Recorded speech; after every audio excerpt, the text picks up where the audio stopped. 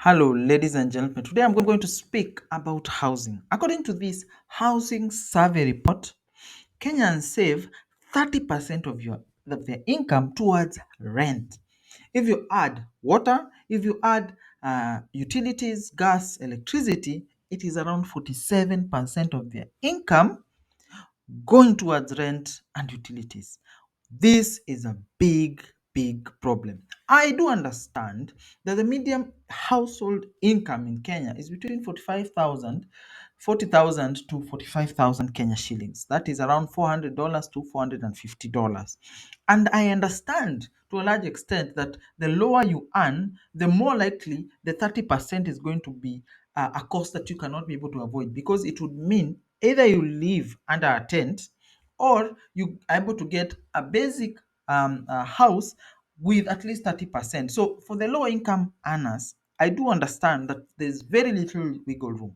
But this is an average, meaning that even the high income individuals live in houses that they're paying 30% or more in rent. And when you include utilities and the like, it is going to as high as 47%. Why is this a big problem? If you're paying 30% of your income on rent and 47% including the utilities, it means that you have so little money to pay, because remember, housing is just one basic need. You have food that you need to take care of. You have clothing that you need to take care of. You have education needs that you need to take care of.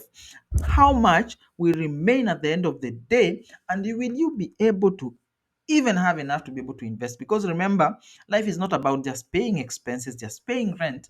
And as the same report states, the cost of housing is going higher than the percentage increase in income. Yes, the rate of inflation and the rate of growth of rents is higher than the income that you're going to get. So if you are paying 30% of rent, or 47% including utilities and electricity, then you are going to pay much more, as high as 60% in the next 10 years.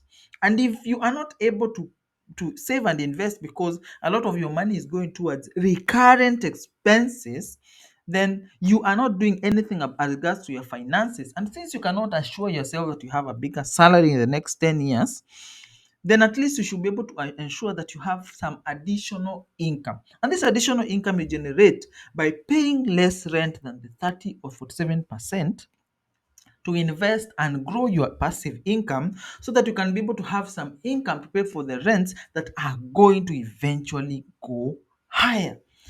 If not that, at least you'll be able to have some money invested to be able to build your own home and avoid paying rent altogether. I speak about all these things because I want you to get out of the financial trap of having to pay for expenses month in, month in, month in. Look at all your expenses. Ask yourself, do I have to pay rent? Do I have to pay this much in rent? Do I have to live in this house? Do not live a larger than life kind of life and then still complain that you're not being taken care of. And remember, as Kenyans, we do not have a safety net. We do not have a pension that the government is working towards. And you have to take care of your expenses. You cannot depend on your children day in, day out to be able to provide some form of self subsistence at the end of your retirement time. Because life is growing harder and things are becoming difficult. And you need to take care of your expenses now. Remember, start investing as soon as possible with the little that you have now, and start investing for longer. Reinvest continuously. Compound interest will increase your income levels to a point where you can be able to generate all your rent from your passive income. Do not let active income go to the percentages of 50% towards rent and utilities. Because if rents are going to increase higher than your income, then probably you'll not even have food on the table in the next 10 years. We'll just be paying towards rent. And remember, due to COVID times, the first people who are affected were renters. They are the first people who were shipping their things up country, taking their children to their parents' house and moving out of the urban areas because they could not afford. If your employer cuts down your income by 50%, and 50% of your income is what has been going towards rent, you have the question of, do I pay rent or do I eat? And that should not be a question that you should be having in your financial works. My intention is that you grow financially. You stop hiding and fearing your expenses, but you start tackling them head on and are able to invest something and have some form of financial security. If you follow this channel and at the end of 2, 3 years, you have been able to generate additional income, that is my happiness. If by following this channel, you are able to question some of your financial habits and improve them consequently, that is my happiness. There is no need of talking about these things. Then you take all your money and pay into rent. I met someone recently. They were talking about how they did not have enough money to save and invest and grow in their financial affairs. And we sat over coffee. But this individual sat down and took a certain concoction in Kenya that is popular these days, that is made of milk, arrowroots, and sweet potatoes blended together, and a costly thing with an additional accompaniment that came to around 800 Kenya shillings or 8 euros.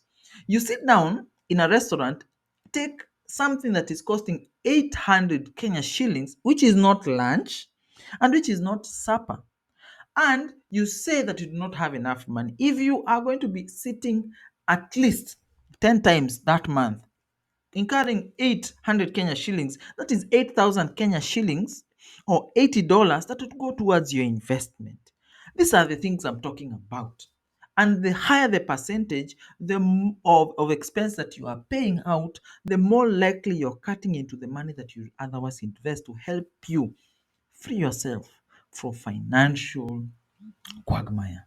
Remember to leave a comment down in the comment section, to subscribe to the channel, and to like this video. Thank you and enjoy your day.